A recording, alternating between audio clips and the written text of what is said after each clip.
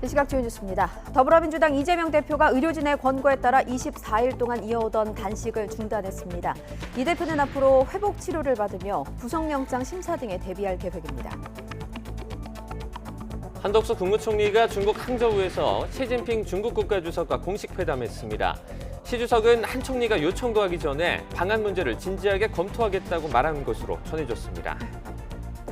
세르게이 라브로프 러시아 외무장관이 북러 정상회담 후속 조치로 다음 달 평양을 방문한다고 밝혔습니다. 방북 이후로 양국 정상 합의를 언급한 만큼 푸틴 대통령의 답방 문제가 논의될 것으로 보입니다.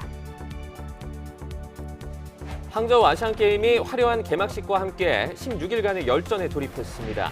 종합 3위를 목표로 하는 우리 선수단은 대회 첫날인 오늘부터 금메달을 무더기로 따내는 골든데이를 노립니다. 일가족 5명이 서울의 빌라와 아파트, 김포의 한 호텔 등에 흩어져 숨진 채 잇따라 발견됐습니다. 현장에는 유서가 있었는데 가족 간 채무 갈등이 담긴 것으로 전해졌습니다. 시청자 여러분 안녕하십니까? 굿모닝 YTN 3부 시작합니다. 항저우 아시안게임 개막식 참석을 위해서 중국을 찾은 한덕수 총리가 시진핑 주석과 공식 회담했습니다. 시 주석은 한 총리가 요청도 하기 전에 방안을 진지하게 검토하겠다고 말한 것으로 전해졌습니다. 베이징에서 강정규 특파원이 보도합니다.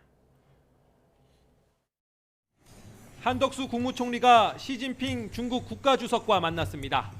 양국의 참모진들이 배석한 공식 회담은 동시 통역으로 20분 넘게 진행됐습니다. 한 총리는 최근 잇따른 한중 정상급 교류를 언급하며 양국 앞에 놓인 공통 과제를 부각했습니다. 북한의 지속적인 도발에 따른 영내 긴장 고조는 물론 세계 경제 불확실성, 공급망 교란 등 글로벌 도전 과제에 함께 직면하고 시 주석도 한중 전략적 협력 동반자 관계를 시대에 맞춰 발전시켜 나아가자고 말했습니다. 中国和韩国是搬不走的近邻，应该也是分不开的合作伙伴。 비공개 회담에선 시 주석이 먼저 나서 방안을 진지하게 검토하겠다고 말한 걸로 전해졌습니다. 부산 엑스포 유치를 지지해달라는 한 총리의 당부에도 같은 대답이 돌아왔습니다. 2018년 이후 중단된 한중일 정상회의가 적절한 시기에 재개되길 바란다는 뜻도 내비쳤습니다.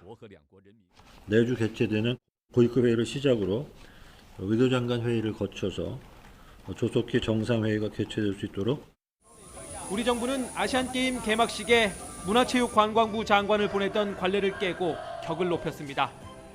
중국도 정상급 환영 의전으로 화답했습니다. 외빈 오찬에선 한 총리 옆자리에 왕이 외교부장을 앉혀 자연스레 한중 관계를 논의하도록 했습니다. 그러나 중국 매체들은 시진핑 주석과 한덕수 총리의 회담 소식을 아시안게임 참석차 방문한 다른 외빈들과 묶어서 전했습니다. 이번에도 시 주석의 방한 문제 등은 공식 언급하고 있지 않아서 행동으로 이어질진 지켜봐야 합니다. 베이징에서 YTN 강정규입니다. 북한과 러시아가 정상회담을 계기로 무기 거래 등 군사 협력을 노고로 하고 있는데요. 러시아 외교차관이 이르면 이번 주에 우리나라를 방문합니다. 북러 간의 밀착으로 한러 관계도 껄끄러워진 가운데 김정은 국무위원장 방러 결과를 설명할 것으로 보입니다. 조수영 기자입니다. 러시아 외교부의 안드레이 루덴코 아시아 태평양 담당 차관이 이르면 이번 주 우리나라를 방문합니다. 지난해 취임 이후 첫 방한으로 지난 6월 장호진 외교부 1차관의 러시아 방문에 대한 답방 차원으로 알려졌습니다. 북한 김정은 국무위원장의 방러 이전부터 논의된 일정이지만 북러 정상회담 이후 이루어지는 첫 러시아 고위급 방한이라는 점에서 관심이 쏠립니다. 루덴코 차관은 한국이 원할 경우 김 위원장 방러에 관한 세부 사항을 전달할 수 있다고 밝힌 바 있어 정상회담 결과를 구체적으로 설명할지 주목됩니다. 안보리 체제를 붕괴시키지 않는 의지를 담아서 온다면 우리가 잘 경청을 하고 그거에 또 상응하는 나름대로의 그 관리를 할 수 있는 토대를 다시 한번 정비해 볼 수 있는 계기가 될 수는 있겠죠. 근데 이제 말과 행동이 일치할 거냐 이것도 앞으로 두고 봐야 할 문제 같다. 앞서 외교부는 주한 러시아 대사를 조치해 우리 정부의 엄중한 입장을 전달하고 북한과 군사협력을 중단하라고 촉구했습니다. 이어 윤석열 대통령이 직접 유엔 총회 기조연설에서 공개적인 경고를 보냈습니다. 전쟁 수행에 필요한 무기와 군수품을 안보리 결의를 정면으로 위반하는 정권으로부터 지원받는 현실은 자기 모순적입니다. 러시아 측은 윤 대통령 연설이 도발적 대결적 발언이라며 유감을 표명하고 북한과의 군사협력에 대해서는 근거 없는 추측이라고 부인한 상태입니다. 이런 상황에서 루덴코 차관의 방안이 성사된다면 북러 밀착 행보로 더 날카로워진 한러 관계를 관리해 나가는 데에도 중요한 계기가 될 것으로 보입니다. YTN 조수연입니다. 세르게이 라브로프 러시아 외무부 장관이 다음 달 북러 정상회담 후속 조치로 평양을 방문할 예정이라고 밝혔습니다.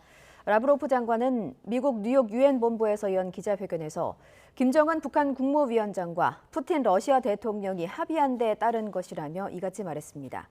라브로프 장관이 방북 이유와 관련해 북러 정상의 합의를 언급한 만큼 푸틴 대통령의 답방 문제가 논의될 가능성이 있는 것으로 보입니다.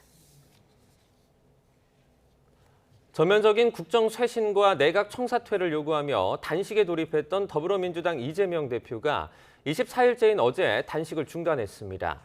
민주당 강선우 대변인은 국회 브리핑에서 이 대표를 진료하고 있는 의료진이 즉각적인 단식 중단을 강력히 권고해 이같이 결정했다고 밝혔습니다. 이어 더 이상의 단식은 건강을 심각하게 해칠 수밖에 없다는 의료진의 소견이 있었고 각계의 단식 중단 요청도 잇따르고 있다고 설명했습니다. 강 대변인은 이 대표가 당분간 현재 입원한 병원에서 회복 치료를 이어갈 계획이며 의료진과 협의해 법원 출석 등 일시적인 외부 일정을 소화하겠다는 입장이라고 덧붙였습니다. 국민의힘은 단식 중단을 결정한 더불어민주당 이재명 대표를 향해 향후 사법 절차에 성실히 임하라고 촉구했습니다. 김인수 대변인은 국회 브리핑에서 많은 관계자가 건강에 대해 걱정하고 있었던 만큼 이 대표의 결정을 환영하고 회복을 기원한다며 이같이 밝혔습니다. 이어 건강 회복과 함께 국회의 기능을 멈춰 세우고 국무총리 해임 건의 등 국정 혼란을 불러온 행위들에 대한 반성과 대국민 사과도 하기 바란다고 말했습니다. 민주당 이재명 대표 체포동의안 가결 후폭풍이 걷잡을 수 없이 거세지면서 전국은 한 치 앞도 내다볼 수 없는 혼돈에 빠졌습니다. 야당 원내지도부까지 사퇴해 내년 총선 전 21대 국회 마지막 정기국회 일정도 차질을 빚고 있습니다. 조성호 기자의 보도입니다. 단 2시간 만에 전국은 급격하게 얼어붙었습니다. 헌정사상 처음으로 국무총리 해임 건의안이 통과됐고 야당 대표에 대한 체포동의안까지 가결된 여파입니다. 국회의원 이재명 체포동의안은 총 득표수 295표 중 가 149표, 부 136표, 기권 6표, 무효 4표로서 가결되었음을 선포합니다. 이 대표 체포의 부당성을 호소해온 민주당의 충격이 특히 큽니다. 당대표 체포동의안 가결로 인한 내용에다 비명계 원내사령탑까지 물러나면서 야당 지도부가 사실상 불능 사태에 빠졌습니다. 박강원 원내대표가 책임지고 사퇴했습니다. 후임 원내대표는 가장 빠른 시일 안에 가급적 추석 연휴 전에 선출하도록 하겠습니다. 국민의힘은 상대당의 내보낸 말을 아끼면서도 이후 상황은 법원 판단에 달렸다며 방탄정당 공세를 이어가고 있습니다. 가결됐을 때 논평과 또 부결됐을 때 논평을 두 가지로 준비했습니다. 이제 이재명 대표에 대한 것은 사법 절차에 따라 온전히 사법부의 영역입니다. 체포한 후 폭풍이 가져온 과반 의석 민주당 지도부의 공백은 정기국회 일정 파행으로 이어지고 있습니다. 당장 추석 연휴 전에 예상됐던 본회의 개최도 장담할 수 없는 상황. 이균용 대법원장 후보자 임명동의안 표결은 물론 주요 민생법안 처리에도 줄줄이 제동이 걸렸습니다. 민생은 또 뒷전이란 지적이 거세지고 있는데 비판의 화살이 누구에게 더 날아갈지는 이재명 대표에 대한 구속영장 심사 결과에 달렸다는 전망이 지배적입니다. 방탄단식과 검찰 독재라는 여야의 논리 중 어느 한쪽은 타격을 입을 수밖에 없기 때문입니다. 이제 민주당은 자당 대표의 방탄을 넘어 민생으로 나아가야 합니다. 그런데도 친명계는 반성이 없습니다. 민주주의가 무너진 자리에 독재와 전체주의의 독버섯이 자라나고 있습니다. 사법부의 현명한 판단을 기대합니다. 특히 제1야당 대표가 구속되는 초유의 상황이 펼쳐질 경우 정치권은 그야말로 병랑에 휩싸일 걸로 보입니다. 민주당은 당내 권력구도 재편을, 국민의힘은 이재명 없는 민주당을 어떻게 대응할지 고민이 커질 수밖에 없습니다. 거대 양당의 맞대결이 성사된 다음 달 서울 강서구청장 보궐선거도 향후 전국 주도권과 여론의 향배를 가늠할 풍향계입니다. 누가 됐든 지는 쪽의 지도부는 책임론에 휩싸여 리더십 타격이 불가피합니다. 강서구가 더 이상 서울의 변방이 아니라 중심이 되도록 우뚝 설 수 있도록 최선의 노력을 다할 것입니다. 윤석열 정부가 자신들의 잘못을 돌아볼 수 있게 하기 위해서는 반드시 이번 선거에서 승리해 줘야 된다라고 힘주어 말씀하셨습니다. 국정감사와 예산심사 등 굵직한 정기국회 일정이 다가오고 있지만 국회 상황은 한 치 앞도 예상하기 어려운 그야말로 시계제로 상태입니다. YTN 조성호입니다. 이재명 더불어민주당 대표의 단식과 입원에도 입장조차 내지 않았던 대통령실. 이 대표 체포동의안 통과에도 공식 언급 없이 상황을 주시하고 있습니다.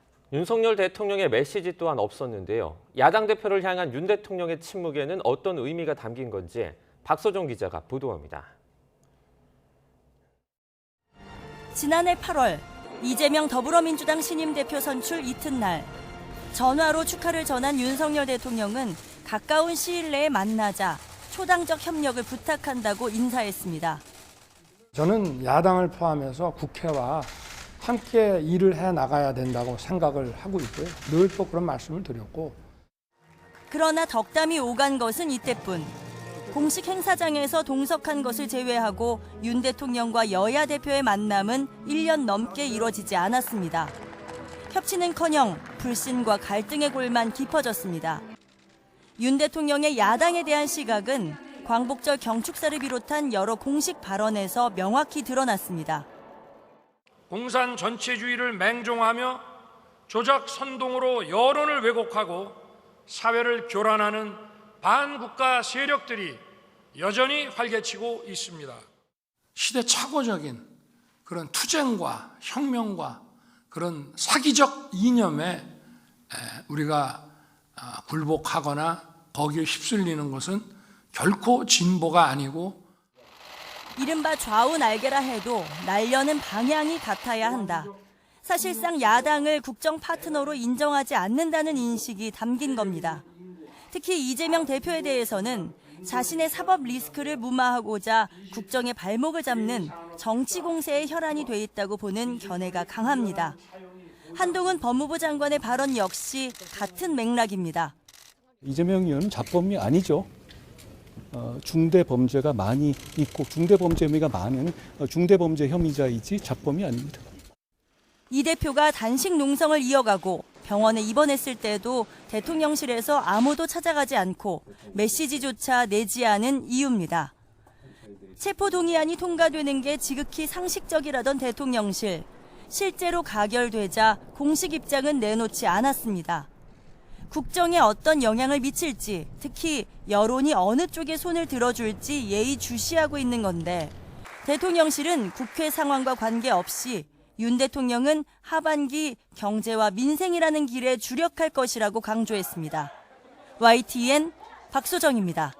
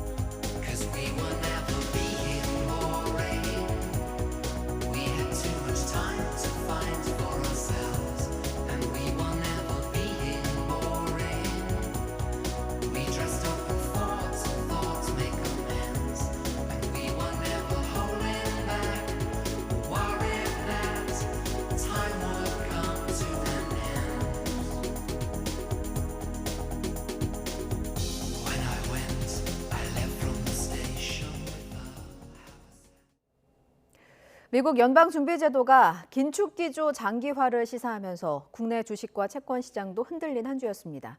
내수 경기가 아직 부진한 마당에 기준금리 인하 여지는 줄어들고 가계부채와 물가 부담은 더 커지게 됐습니다. 나연수 기자입니다. 미국 연방준비제도가 정책금리를 재차 동결하면서 한미 간 금리 격차는 2%포인트로 유지됐습니다. 한국은행으로선 10월 기준금리 결정을 앞두고 당장 금리차 확대라는 변수는 피한 셈입니다. 하지만 미국이 내년 예상금리를 상향 조정하면서 긴축기조는 오히려 더 뚜렷해졌습니다. And we intend to hold policy at a restrictive level until we're confident that inflation is moving down sustainably toward our objective. 글로벌 고금리 장기화 기류에 코스피는 주중 한때 2,500선 아래로 꺼졌고 원달러 환율도 1,340원 선을 넘나들었습니다. 가뜩이나 불어난 가계부채도 걱정입니다. 주택담보대출 고정금리의 준거금리가 되는 은행채 5년물 금리는 4.517%를 찍으며 6개월 만에 최고치에 도달했습니다. 이달 안에 주택담보대출 금리가 7%에 육박하리라는 전망이 나옵니다. 높아진 금리에 소비자들이 지갑을 닫고 기업이 투자를 줄이게 되면 우리 경제 상저하고 달성도 요원해집니다. 마트에서 장을 볼 때도 과거에 샀던 그런 양보다는 상당히 줄었는데 거기다가 금리까지 올라간다면 가계부에서 이자 비용이 더 커지는 거죠. 예, 그런 걸 생각할 때 고금리는 내수 회복에 상당히 좀 심각한 타격을 입힐 수가 있습니다. 한국은행은 추석 연휴를 앞두고 9월 소비자 동향조사 결과와 기업 경기 실사 지수를 발표할 예정입니다. 환율은 오르고 내수는 부진해 금리를 올릴 수도 내릴 수도 없는 상황에서 소비자와 기업들의 체감 경기를 가늠할 또 하나의 잣대가 될 것으로 보입니다. YTN 나윤수입니다. 정부는 올해 하반기부터 수출이 늘면서 경기가 반등한다는 상저하고 전망을 유지하고 있습니다. 하지만 중국 침체와 달러 강세 등 여러 변수가 우리 경제 발목을 잡을 수 있다는 우려가 커지고 있습니다. 보도에 이형원 기자입니다. 정부 전망과 달리 하반기 경기 반등이 쉽지 않을 거라는 잿빛 진단이 잇따르고 있습니다. 올해 1.4%, 내년 2%대 성장률도 장담 못한다는 예측까지 나올 정도입니다. 외국계 투자은행들은 우리나라가 이미 상저하고는 물 건너갔다. 중국 경제 회복에 따른 수출도 지금 늘지 않고 있고 올해는 1% 초반, 1.1%까지 그리고 내년에도 1.9%예요. 우리 경제 버팀목인 수출 부진이 이어진 데다 내수까지 위축되고 있기 때문입니다. 더 큰 문제는 이런 상황이 나아질 뚜렷한 징후를 찾기 힘들다는 점입니다.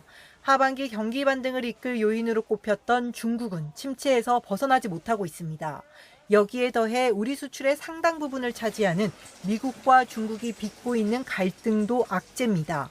미중 갈등도 이제는 반도체 같은 개별 산업에 이르기까지 전방위적으로 심화될 가능성이 커서 전반적으로 부정적인 영향을 미칠 가능성이 큽니다. 17개월째 이어지고 있는 달러 강세도 부담입니다. 강달러 국면이 계속되면 달러로 표시되는 에너지와 식량 물가가 오르고 외국인 자본이 유출될 위험이 커지기 때문입니다. 한쪽으로 이렇게 쏠리다 보면은 글로벌 교역량 감소, 경제활동 위축, 저성장으로 이제 가버리는 거죠.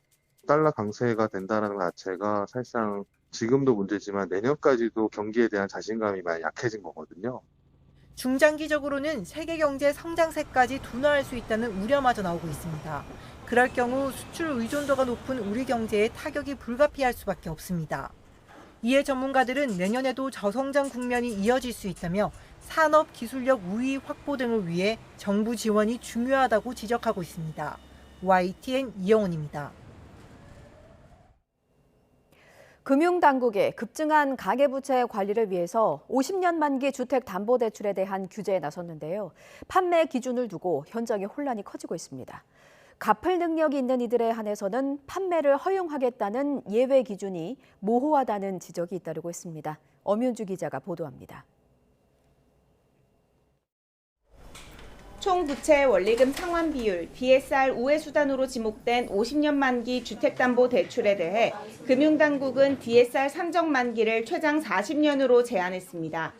그러면서도 일부 갚을 능력이 있는 이들에게는 50년 주담대를 이용할 수 있다는 예외 조건을 뒀습니다. 은행권에서는 상환 능력 입증을 두고 불만의 목소리가 잇따르고 있습니다. 당장 지금은 소득이 있더라도 미래 소득을 장담할 수 없는 상황에서 어떻게 평가하느냐는 겁니다. 상환 능력에 대한 입증이 개개인별 고객님들마다 다르고 한 달 정도 근무하고 회사를 하는 경우도 많아 상환 능력을 구체적으로 어떻게 평가할지에 대한 가이드가 필요하다고 생각됩니다. 고객에게 있어서는 사실상 금지한 것이나 마찬가지인 상황입니다. 당국에서 명확한 가이드라인을 제시해야지만 50년 만기 실수요자의 피해가 없을 것 같습니다. 일각에서는 그동안 판매해왔던 30년 만기 주담대의 경우에도 중도 상환되는 비중이 높았던 만큼 금융당국이 50년이라는 수치에 경도됐다는 볼멘 소리도 나왔습니다. 이에 금융당국은 동의할 수 없다는 입장입니다. 대출심사 기준이라는 건 은행의 몫인데다 기존에 해온 대로 하면 문제가 없다는 논리입니다. 오히려 차주의 상환 능력과 별개로 주택이라는 담보가 안전하다는 이유에서 은행이 돈을 빌려주는 건 사실상 투기를 부추기는 꼴이라고 강하게 비판했습니다.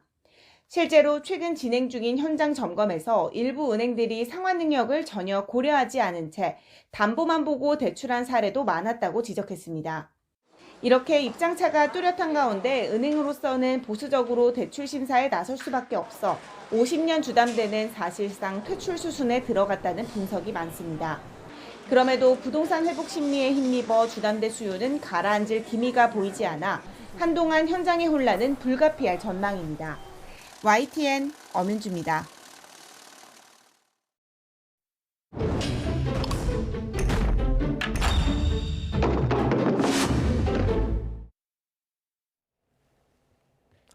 여성가족부 장관 후보자 인사청문회를 앞두고 난데없이 주식 파킹이 논란이 되고 있습니다. 김행 후보자가 2013년 청와대 대변인이 될 때 보유 주식을 백지 신탁하지 않고 신우이에게 넘긴 과정을 두고 하는 말인데요. 후보자는 회사가 경영이 어려워 백지 신탁 자체가 불가능했다고 해명했는데 맞는 말인지 부장원 기자가 따져봤습니다. 김행 여성가족부 장관 후보자는 2009년 소셜뉴스를 공동 창업했습니다. 4년 뒤 청와대 대변인이 되면서 직무 관련성 때문에 지분을 처분해야 했습니다. 공직자윤리법을 보면 처분 방법은 두 가지입니다. 공직자가 보유한 주식이 직무 관련성이 있다고 인정되면 주식을 매각하거나 백지 신탁해야 합니다. 먼저 매각을 보겠습니다. 매수자를 한 명도 찾을 수 없을 정도로 회사가 어려웠다는 후보자의 주장대로 비상장 주식을 직접 하는 게 어려웠을 수는 있습니다. 하지만 백지 신탁은 다릅니다. 백지 신탁은 은행 등 금융회사에 처분을 맡기는 제도로 대상 주식을 어떻게 매각하고 운영할지는 전적으로 신탁받은 회사가 결정합니다. 그러나 김행 후보자는 당시 백지 신탁은 고려하지 않은 것으로 보입니다. 본인 주식은 공동 창업자에게 팔고 남편의 지분은 신우이에게 팔았는데 주식을 가족에게 잠시 맡겨두려는 의도 아니었나 하는 뜻에서 주식 파킹 논란까지 제기됐습니다. 김 후보자는 가짜 뉴스라면서도 주식을 팔기 어려웠던 이유만 밝히고 있습니다. 만약에 기자분이 그 회사 공개를 보고도 주식을 사고 싶다면 저한테 말씀해 주세요. 정말 아무도 살 사람이 없었습니다. 회사가 적자와 부채의 늪에 빠져 있었던 만큼 매수자를 찾을 수 없었다. 따라서 백지 신탁은 애초에 불가능했기 때문에 신우이가 손해를 보면서까지 지분을 떠안았던 겁니다. 그렇지만 김 후보자가 주식 매각이 아닌 백지 신탁을 선택했다면 매수자를 찾는 건 수탁기관이 할 일이기 때문에 가족이 손해를 감수할 이유도 없었습니다. 논란이 커지자 여당 안에서도 석연치 않다는 반응이 나옵니다. 친한 가족분들 한테 맡기고 다시 받고 이런 거래가 있었잖아요. 그래서 이거는 좀 의심이 되죠. 검사 출신인 김웅 의원도 백지 신탁에서는 주식 매수자를 본인이 찾는 것이 아니라 금융회사가 찾는 거라며 후보자가 제도를 정확히 알지 못하는 것 같다고 지적했습니다. 혹시 매각이 어려운 주식은 금융기관이 백지 신탁을 받아주지 않는 경우가 있는지를 주무부처인 인사혁신처에 물었더니 수탁하기만 해도 수수료 수익을 받기 때문에 대부분 받아준다는 답을 받았습니다. 신탁을 하고자 했을 때 거부할 수 있는 권한은 없기 때문에 만약 이제 의지가 있었다면 충분히 신탁을 할 수 있었을 것으로 보입니다. 여성가족부는 후보자가 백지 신탁 제도를 잘못 알고 있는 것 아닌가에 대한 YTN 질문에 인사청문회 때 후보자가 직접 해명할 거라고만 밝혔습니다. YTN 부장원입니다. 일가족 5명이 서울 빌라와 아파트, 김포의 한 호텔에 흩어져서 숨진 채 잇따라 발견됐습니다. 현장에서는 유서가 발견됐는데 가족 사이 빚으로 인한 갈등이 담겨 있는 것으로 전해졌습니다. 이준엽 기자입니다. 서울 송파구의 한 빌라 현관문에 경찰의 출입금지선이 쳐졌습니다. 흩어져 숨진 채 발견된 일가족 5명이 살던 집입니다. 소방당국이 강제로 문을 개방한 흔적이 널브러져 있습니다. 이곳에서 40대 남성과 남성의 어머니, 여동생까지 모두 3명이 숨진 채 발견됐습니다. 3사람뿐만 아니라 인근 아파트에서는 남성의 40대 아내 A씨가, 경기 김포시 한 호텔에서는 초등학생 딸이 잇따라 숨진 채 발견됐습니다. 경찰은 처음에 숨진 A씨를 발견한 뒤 A씨 동선을 추적하는 과정에서 일가족 5명이 모두 숨진 것을 확인했습니다. 빌라에서는 A씨 남편과 시누이가 쓴 것으로 추정되는 유서도 발견됐습니다. 유서에는 가족 사이 채무관계로 괴로워하는 내용이 담긴 것으로 전해졌습니다. 담당 지자체의 생활고 관련 신고가 접수된 적은 없었습니다. 경찰은 A씨의 딸은 질식해 숨진 것으로 나머지 일가족은 극단적 선택을 한 것으로 보고 구체적인 사망 경위를 파악 중입니다. 일가족의 시간대별 동선을 파악하고 추락사한 A씨를 제외한 일가족에 대해 부검도 할 예정입니다. YTN 이준엽입니다. 무인 사진관 안에서 술에 취해 잠든 여성을 성폭행한 20대가 경찰에 붙잡혔습니다. 인천에서는 버스와 화물차가 부딪혀 20여 명이 다쳤습니다. 사건 사고 소식 김태원 기자입니다. 금요일과 주말이면 수많은 사람이 오가는 서울 서교동 홍대 입구 거리. 그중에서도 큰 길가에 있는 이곳 무인사진관에서 이른 아침에 성폭행을 당했다는 신고가 접수됐습니다. 술에 취해 사진관 안에서 잠이 든 피해 여성에게 20대 남성 A씨가 접근해 갑자기 목을 조르고 성폭행을 저지른 겁니다. 범행 직후 달아났던 A씨는 12시간여 만에 경기 부천시 길거리에서 긴급 체포됐습니다. A씨는 성폭행 당시 휴대전화로 촬영을 했다며 신고하면 영상을 인터넷에 올리겠다고 협박까지 한 것으로 전해졌습니다. 경찰은 A씨 휴대전화를 압수해 실제 불법 촬영을 했는지도 조사하고 있습니다. 부산 해운대구 재송동에 있는 아파트에서는 한밤중에 불이 났습니다. 거실에서 시작된 불은 30분 만에 꺼졌지만 집안에 있던 30대 남성 1명이 숨졌습니다.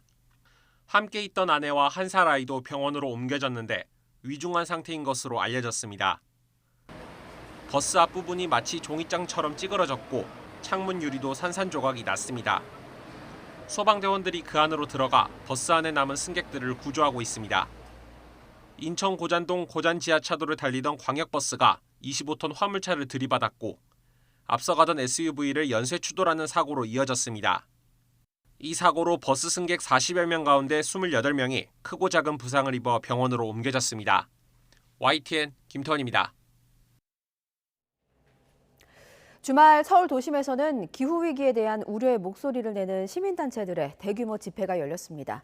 이들은 기후위기를 앞둔 상황에서 정부가 보인 대응을 비판하며 적절한 대응책을 촉구했습니다. 윤태인 기자의 보도입니다.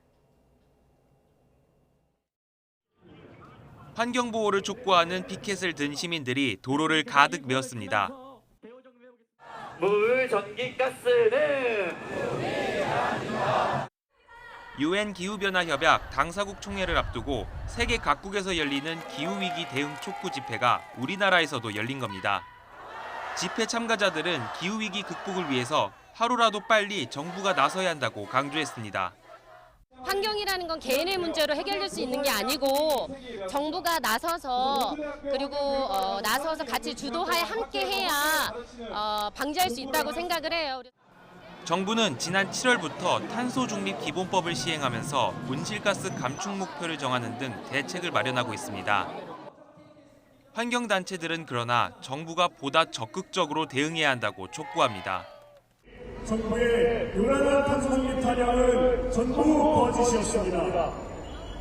그런데도 윤석열 대통령은 온실가스 뿜어내며 미국까지나 나가서는 UN 기후정상회의에는 참석도 안 했습니다.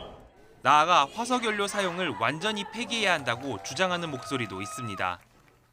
짓고 있는 석탄 발전소도 모두 폐쇄를 하고 전환하기 위한 준비를 하지 않으면 기후위기 시대에 더 이상 안전한 사회를 꿈꾸기는 어려울 거라고 생각합니다. 기상이변이 전 세계적으로 심각해지는 가운데 국내에서도 대응을 촉구하는 목소리가 커지고 있습니다. YTN 윤태인입니다. 깊어가는 가을을 감성으로 물들일 오페라의 향연이 펼쳐집니다. 현대적으로 각색된 국립오페라단 공연을 시작으로 노들섬에서 감상하는 야외 공연까지 오페라의 색다른 변신을 차정윤 기자가 소개합니다.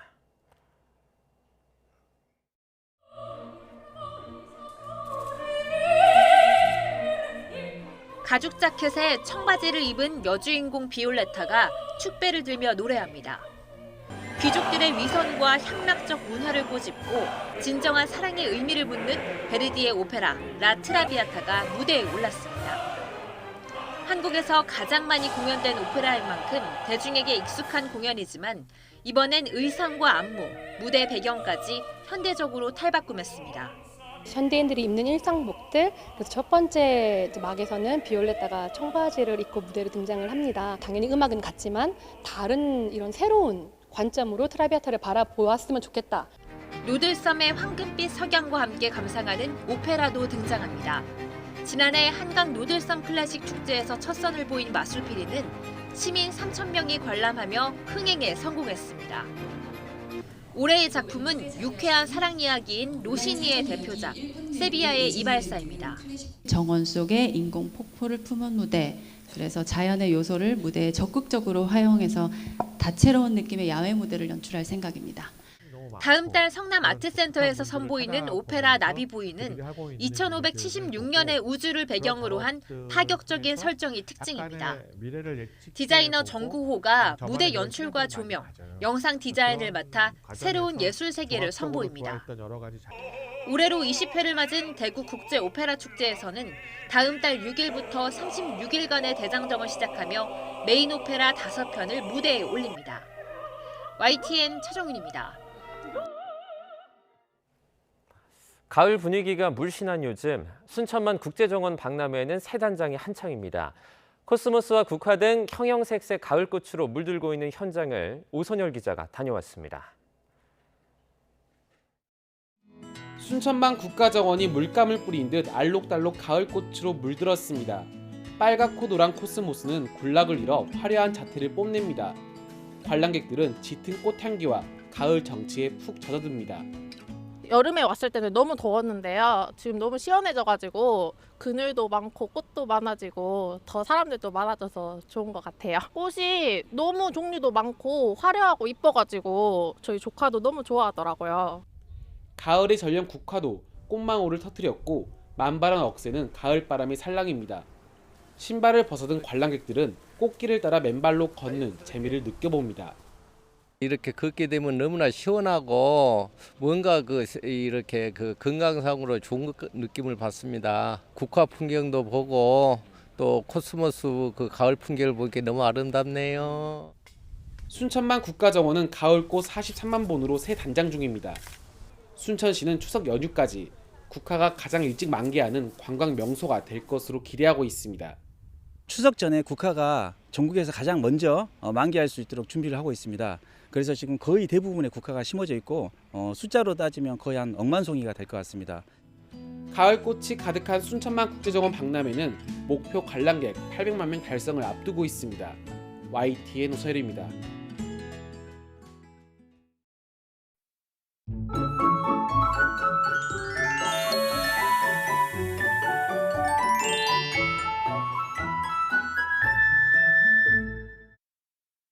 아침엔 완연한 가을입니다. 현재 서울 기온은 18.2도인데요. 낮에는 기온이 크게 오릅니다. 서울이 26도, 전주가 27도로 서쪽을 중심으로 기온이 크게 올라서 덥겠습니다.